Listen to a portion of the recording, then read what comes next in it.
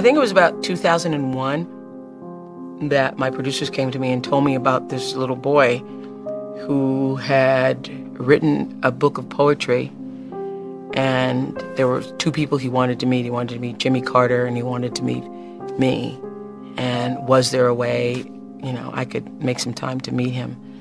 And so from the first time I met him, I knew that this was a special child.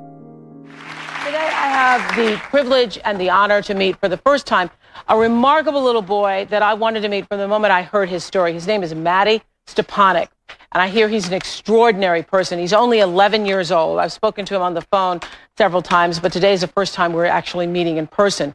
First, I want you to take a look at Mattie's story. Mattie Stepanek is an extraordinary 11-year-old living through a difficult storm. He was born with a rare form of muscular dystrophy. You feel it in your muscles. You feel muscle pain. To get around, I need my wheelchair first. I need oxygen tanks. Mattie's mom, Jenny, also has the disease, which she did not discover until after she had had 4 children. Katie died when she was 2 years old. Stevie died at 6 months of age. And Jamie died when he was 4 years old. Mattie has miraculously just turned 11, which nobody would have ever guessed possible. From a very young age, Mattie was special. Even while tethered to oxygen, he earned a junior black belt in martial arts. Mattie is a very unique spirit. A lot of people would say he's an old soul. He's spiritual, and he's hopeful for something bigger than himself. I've always had 3 wishes, and they are: 1, to have my books published so I can spread my message of peace through the world; 2, to talk peace with my hero, Jimmy Carter, and meet with Oprah Winfrey. Mattie got his first wish, 2 books of poetry, published in the last 4 months. And with a phone call, his second wish came true. They picked up the phone and handed it to me. It was Jimmy Carter. It was so exciting. I couldn't believe it. I really think I'm here for a purpose, because in my life, I've had so many close calls to dying. Even if it takes me 1 year or 1,000 years, I have to do what I was meant to do. Well, Mattie's third wish to share his message on the Oprah Show is coming true today. Please welcome Mattie Stepanek.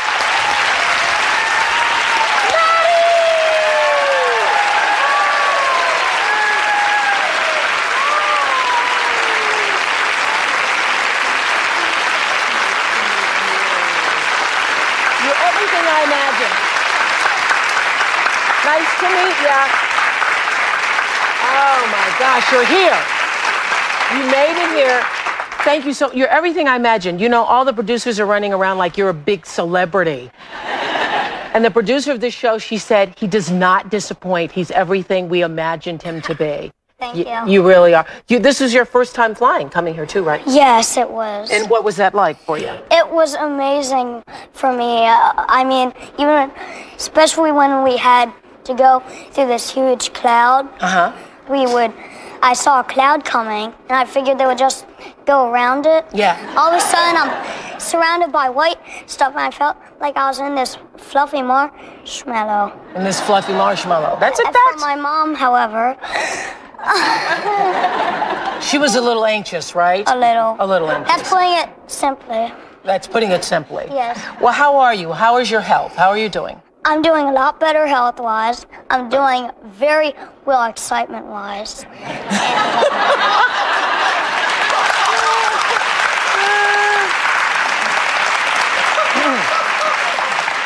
So I heard that a lot of grown-ups had tried to get you to let go of the 3 wishes, but you held on to them. Yeah. Yes. Because they were things that would last forever. Yeah. Going to Disney World ends in a week. Having a shopping spree ends in a day. But being able to talk to Jimmy Carter, being able to have my books published, being able to talk to you here today lasts forever. you are the sweetest boy. It is a sweet privilege.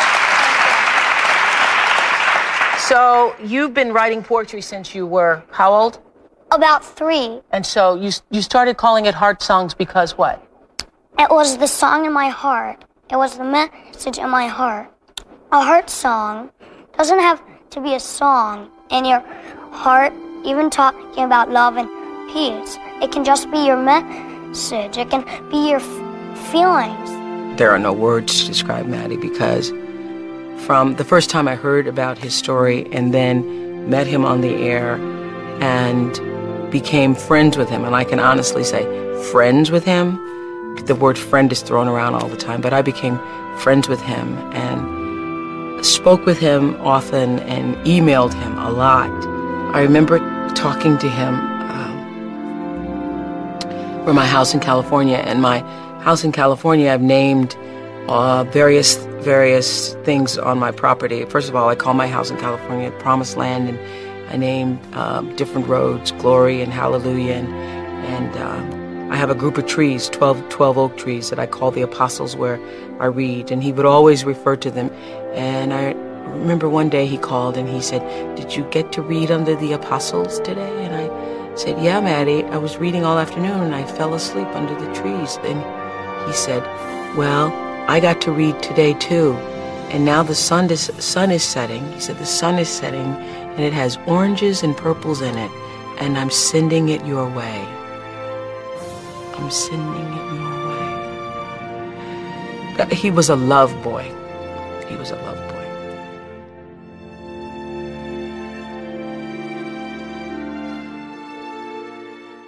Mattie called himself a poet and peacemaker, and he was indeed.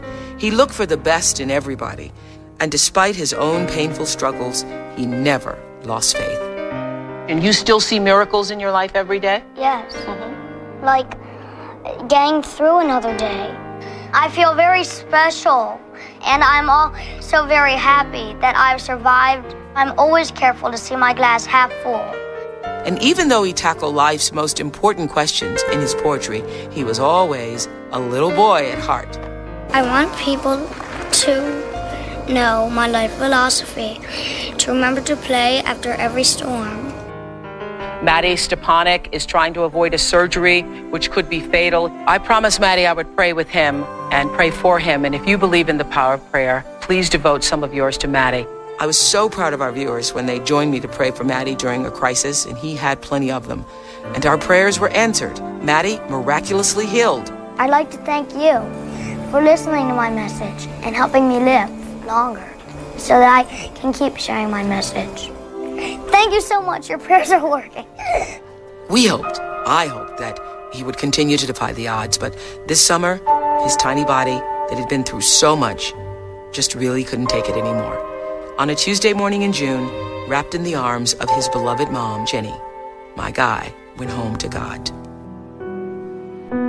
There comes along in a lifetime, and certainly in my lifetime, an angel, and you know it.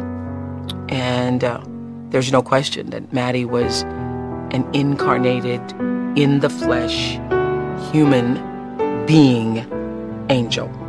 He was wise beyond his years. He was prophetic and profound, and he was the light. He just was. When I die, I want to be a child in heaven. I want to be a 10-year-old cherub.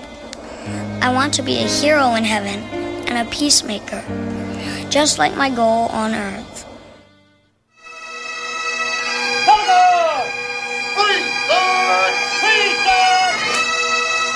It was a hero's burial. The streets of Wheaton, Maryland were lined with Mattie's fans.